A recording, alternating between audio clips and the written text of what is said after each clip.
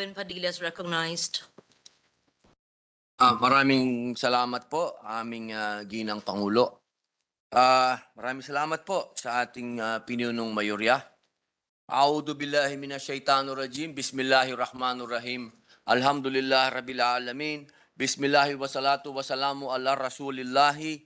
Assalamualaikum warahmatullahi wabarakatuh.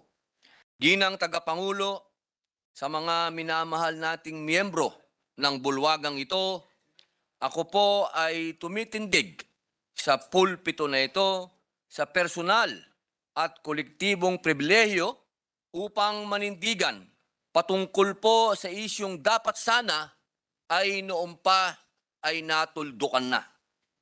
Ang tinutukoy ko po ay ang pilit na pagbubukas ng usaping kung nararapat bang usigin ng International Criminal Court ang dating Pangulong Rodrigo Roa Duterte.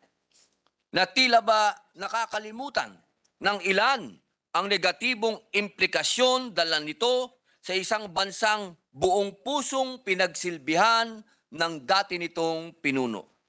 Taong 2016 ng pagkatiwalaan ng 16.6 milyong Pilipino si Mayor Rudy mula sa siyudad ng Davao upang maging ika-16 na Pangulo ng Republika. Ang tiwalang ito ay bumukal mula sa masidhing pagkauhaw ng ating mga kababayan para sa pagbabago.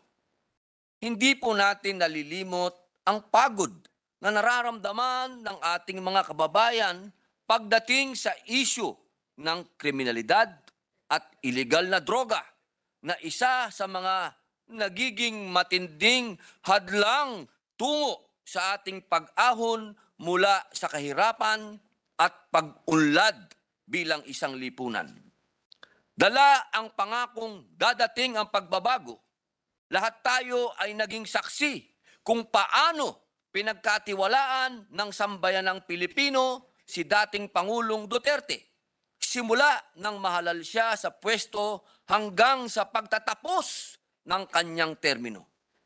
2 taon matapos ng kanyang tagumpay noong 2016 na halalan, ayon sa resulta ng Pulse Asia Survey noong 2018, sa ikalawang taon ng termino ng dating Pangulo, 69% ng mga Pilipino ang nagsasabing ang pagsupil sa ilegal na droga ang pinakaimportanteng pinagtagumpayan ng ating dating Pangulong Duterte.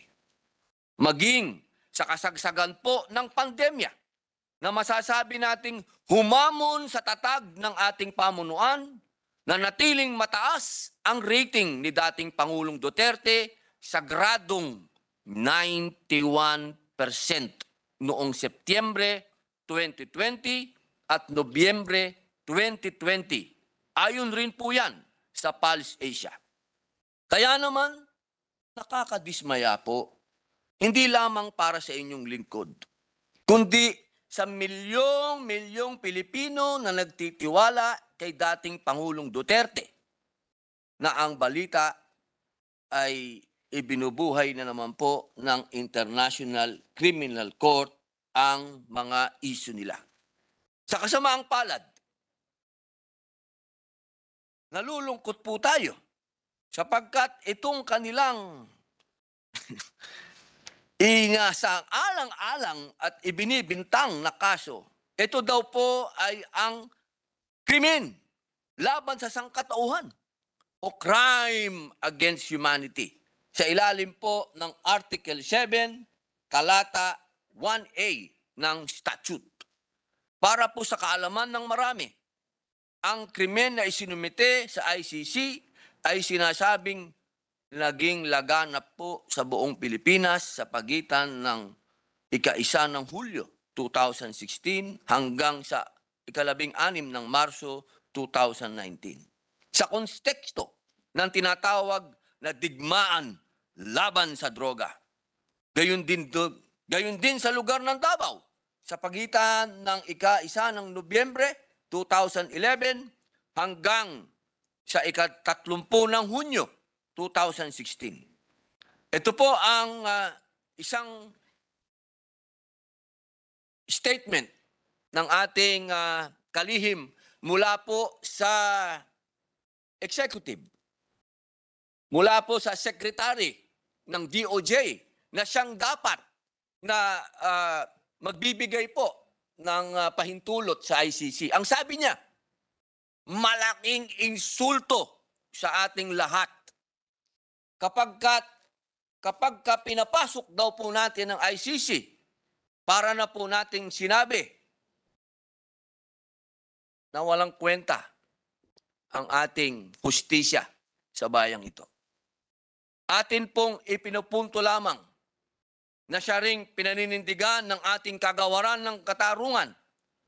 Walang jurisdiction ang ICC sa sitwasyon sa ating bansa sa ilalim ng prinsipyo ng non-intervention o hindi panghihimasok o pangingialam sa sovereign equality gaya ng nakasaad sa United Nations Charter.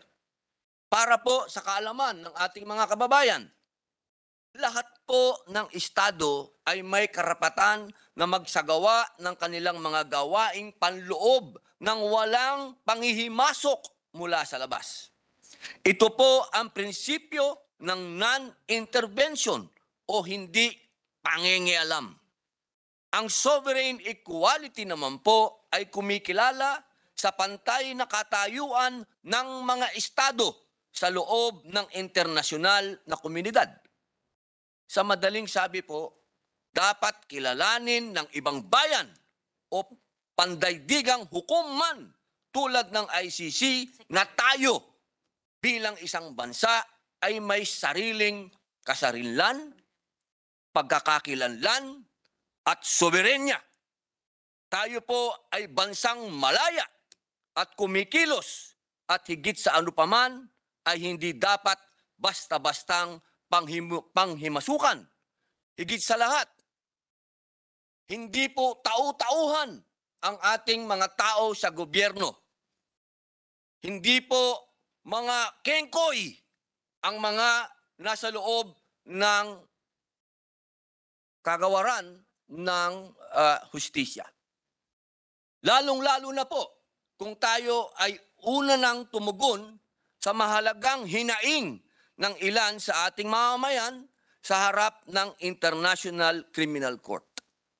Alinsunod po sa principle of complementarity na kinikilala rin po ng mismong ICC, ang ating pamahalaan ay may karapatan at dapat na maunang umako ng responsibilidad na usigin ang anumang naiulat na international crime.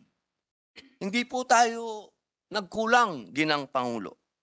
Alinsunod po sa Article 18, Talata 2 ng statute, ang ating pong gobyerno ay humiling ng agarang pagpapaliban sa nasabing pag-uusig. Nariyan po ang pagsusuri na isinagawa ng ad hoc panel ng DOJ na nagripaso pa sa mga kasong administratibo at kriminal laban sa mga tauhan ng Philippine National Police na sangkot sa anti-illegal drug operation ng nagdaang administrasyon. Kinatigan rin po ng ating kagawaran ang writ of amparo na nagbibigay ng proteksyon sa mga petitioners ng kaso.